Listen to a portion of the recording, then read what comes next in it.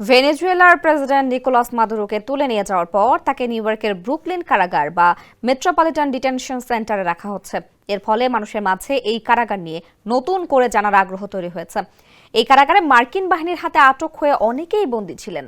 কারাগারটিতে নোংরা পরিবেশ, সহিংসতা এবং বিদ্যুৎ না থাকা সহ নির্যাতনের বিস্তর অভিযোগ রয়েছে। ফলে এটিকে একটি কুখ্যাত কারাগার হিসেবেই তুলে ধরা হয়েছে।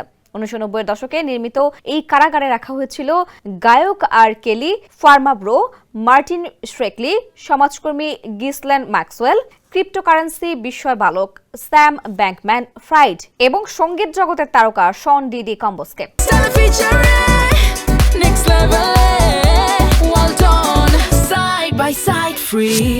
এই কারাগারে সহিংসতা নিয়েও আতঙ্কে থাকেন বন্দীরা।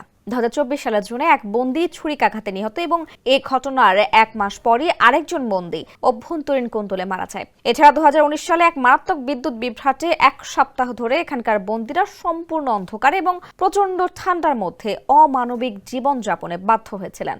সঙ্গে আরও রয়েছে খাবারের তীব্র সংকট এবং অস্বাস্থ্যকর টয়লেট ব্যবস্থা।